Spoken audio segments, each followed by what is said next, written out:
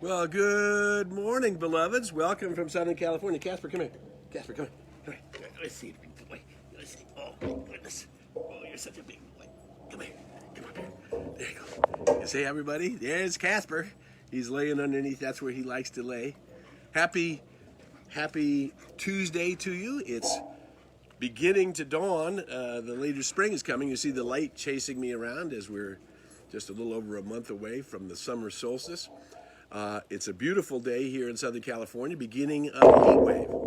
And we trust that you're doing well as we continued in this cocoon experience. Various openings happening around the country and around the world. And we're finding out what the new normal is going to be. And it's going to be some combination of what was before and what we will be and how we will adjust. Certainly, one of the things we have learned in all of this is that the world is interconnected and interrelated.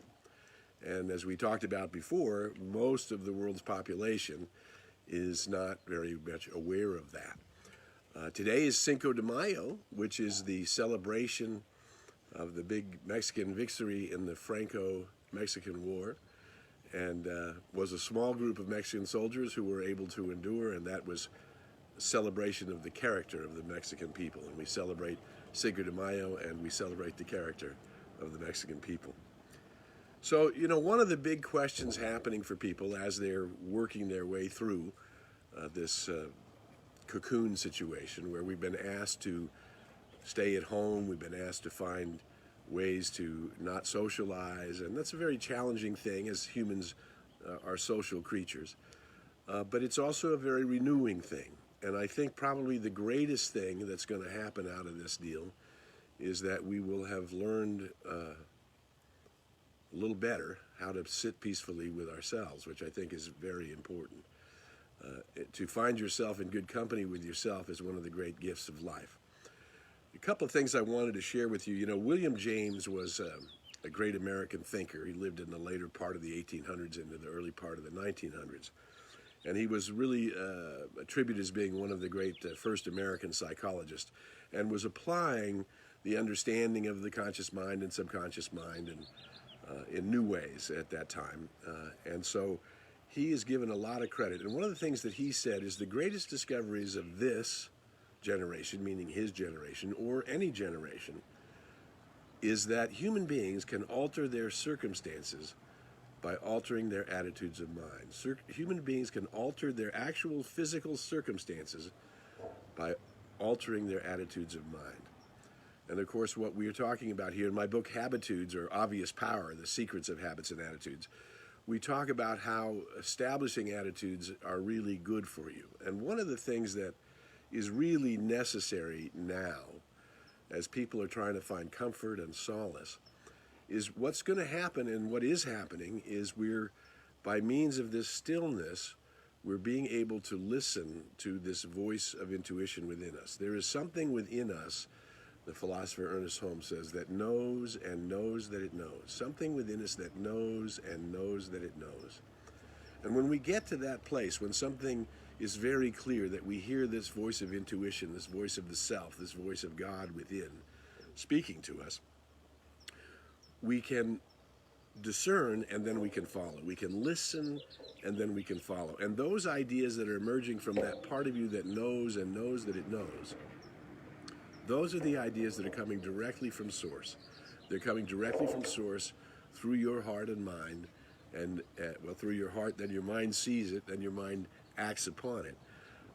This is going to happen for each of us more as we begin to sit still and don't participate with the fears and look to find the answers that we need right in the given moment. The answer that we need in what to do today. What is mine to do today? What is the right course for me today? What is the right action for me today? One of those things, as they emerge, we will begin to feel more directly connected. more directly connected to the source of all knowledge, to the giver of all life, to that which is the creator of all harmony.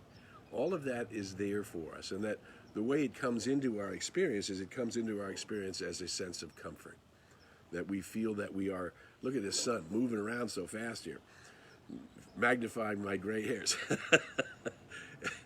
But what we discover is, I'm going to keep moving around because that sun is just chasing us here. The sun is rising earlier and earlier. So, how do we find this sense of comfort? We sell ourselves out. We give ourselves away very much when we participate in our fears and our doubts and our worries. When we jump from, I am one with the one, that good is open to me, good and more good is mine. We're looking for that good. We're finding the answers. We're looking for the solutions. Little things like maybe you went to the market and there wasn't paper towels or toilet paper, and the last time you went there was. These are ways in which the universe is showing you that it's with you, that you will be safe, that you will make it through the storm, and on the other side of the storm is the calm and the rainbows and the new horizons of possibility. And that's where we're all headed. But but if our mind is filled with, well, the universe isn't fair, or where is God now when I need it, or oh my God, what am I going to do about the next payment or the next thing? Whatever that fear is that we're giving over to, when we participate in that fear, we are selling ourselves out to the fear. In other words, we took this idea of a presence that is within us and for us, that will guide us, guard us, direct us, and protect us, and lead us into the paths of perfect right action. When we participate in the fear and the doubt and the worry, we lose our sense of balance. We lose our sense that we will make it through. We lose our sense that we are already equipped to deal with whatever the circumstances are. But, the way that you have to get there is be still and know. Be still and know. It's not, I don't know, I don't know, I don't know. It's be still and know. Find that part of you that knows and knows that it knows that there's an answer today for whatever's on my plate today, whatever my challenges are today, there's an answer. But you need to look in that direction. You need to focus your attention. Each of us needs to focus our intentions in that direction. Now, it's not easy. This is a discipline. Well, we hate that word discipline. But let me tell you something. This part of us that knows that it knows, and knows that it knows, this direct knowing, is our direct link, our direct connection to the divine.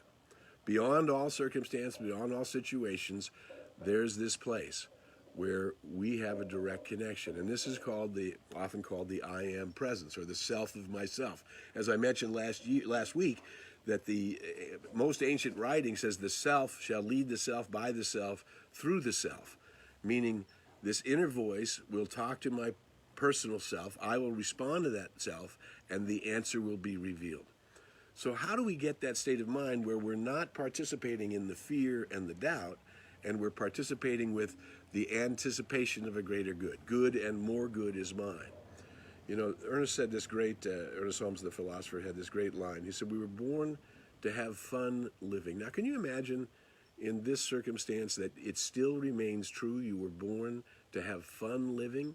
But let's go on to the next line there. You were born to have fun living, to consciously commune with a presence that is within and around us, and to grow and expand forever. In other words, we're not supposed to just sit there and stagnate or have the same thing happen again and again. Life is moving forward. It's spiraling upwards. So sometimes when we get stuck, something will happen. A firestorm of some kind will happen that will cause us to get unstuck. And that's what's happening now on a global level. We were stuck in our ways of being, stuck in the ways of immediate gratification instead of patiently knowing our good is coming to us and moving in the direction of that. So how we get that attitude in place is we have to invite it. It doesn't just come. We don't just say, oh, well, the universe is with and for me and all my fears go away. No, you have to nurture that thought that the universe is with and for you. And the great master teacher, Jesus, having nothing to do with religion, but as a master teacher, was not teaching to the Gentiles or the Jews or any group of souls. he was speaking to everyone, and his language was in such a way, and he's often said, to the ones who have ears, let them hear.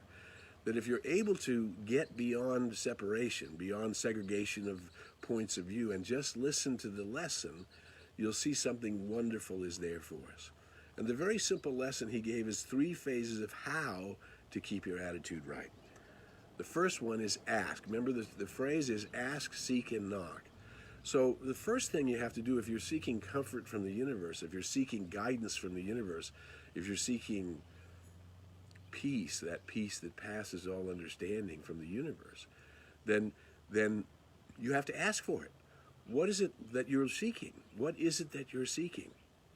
As I mentioned and still believe, I think one of the things that we will find coming out of this is how valuable our relationships are and how important the presence of other souls that we love is in our lives.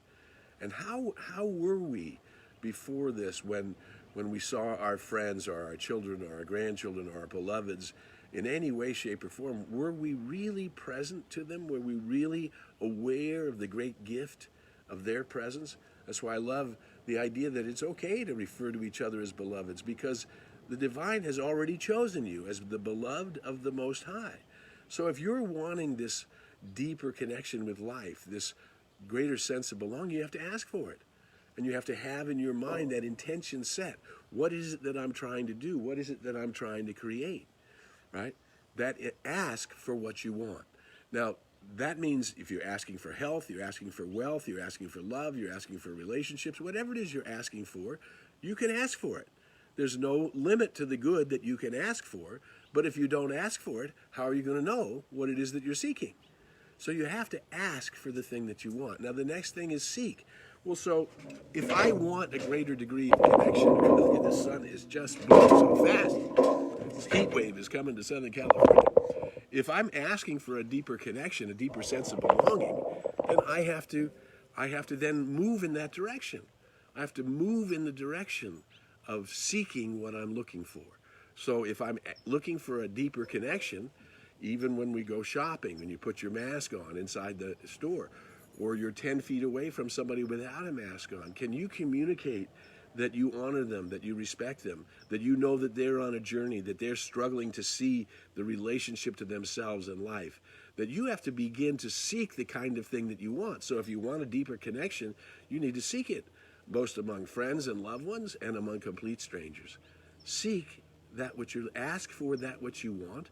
I would like to be an avenue through which more life, more love, more joy, more wisdom, more peace, more freedom is happening in my life. I would like to be joyous and enthusiastic about living. Well, then you have to ask for that. And then that intuition, that voice of within you, that I am within you, that knows and knows that it knows, will begin to empower you to do that, and will begin to work literally miracles in your life, some of them small and some of them big. Answers will appear to your solutions. Ask for that which you are looking for, and then seek, move in the direction of that which you want.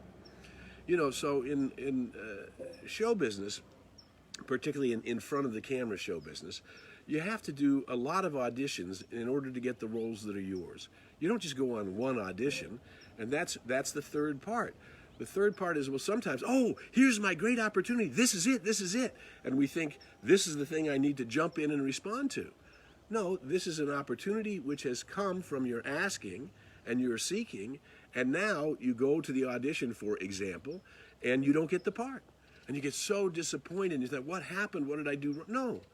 You have to knock. If the door didn't open the first time, you knock again. You say, well, where's there another audition where there's another opportunity for me to go on that job interview, or to share my talents, or to look for an opportunity? It's not, the universe doesn't just give you one opportunity. You have to knock, and if the door doesn't open, that's not yours, the next door will open, or the next one. You have to ask and seek and then knock on the thing that you're wanting to have happen. When those opportunities come, you knock again if it doesn't open. Ask what you want, move in the direction of that which you're looking for, and knock upon the opportunities. If the door doesn't open, you don't give up the dream. You hold the dream alive. You know the universe and you are working together on the dream, and every moment becomes an opportunity where this intuition will speak more clearly to you, where it will give you the thought, the idea of what is yours to do next. How do you follow it? Now, if you're asking for the universe to bring you comfort, then you ask for that. I'm confused. You can tell the universe you're confused. I'm confused. I don't know what to do. I would like to know what to do in order to get my dream. But your dream is yours. You have to be aware of it. You have to carry it in your mind and in your intention and in your heart. And then you seek and you move in that direction. And then opportunities will happen. The door will open the first time maybe, or the door will open the second time, or the third time. It doesn't matter. You continue in that path. I seek the comfort of the universe, and I look for the comfort of the universe. So very often you say, I'm seeking the comfort of the universe, and a bird will appear. Or I'm seeking the comfort of the universe, and you'll see a bunny or a deer, or one of your own beloveds, one of your four-legged friends will come and say hello. You know, there's amazing ways in which the universe will communicate to us through everything, through our senses, through our awareness, through events, through circumstances, but we are the ones who must invite it. We must invite that which is life-giving and life-enhancing and brings us more. And we don't do that outside of ourselves, and we don't let the circumstances change what we're asking for. We keep asking for what we're seeking, knowing that if it's good, it's mine, and good and more good is mine. There's no limit to that good, right? And I am the one who's greeting the day.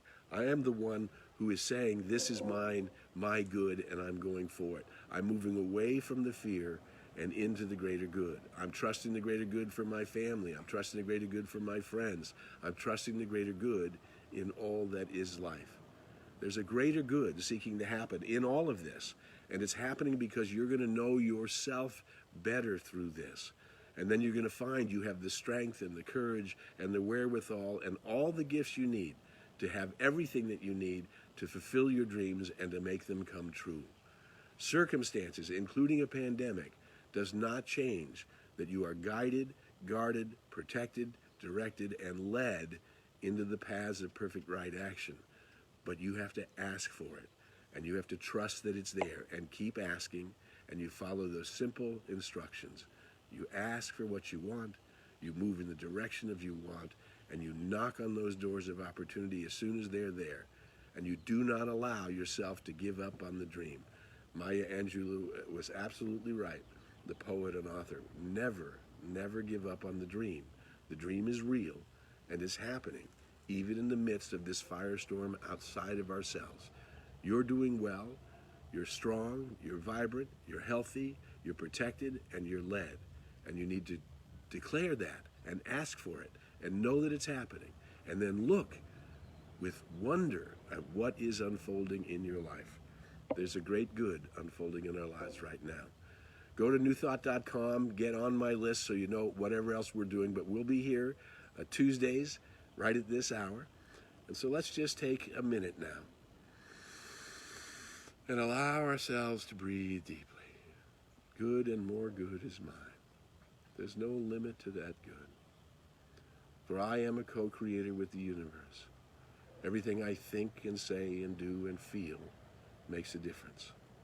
So I'm inviting the universe to give me the feelings of love and joy, to give me the feelings of safety, to give me, stretch my compassion that I can care in the world and still be safe and still allow my good, knowing that my good brings greater good for each and for all.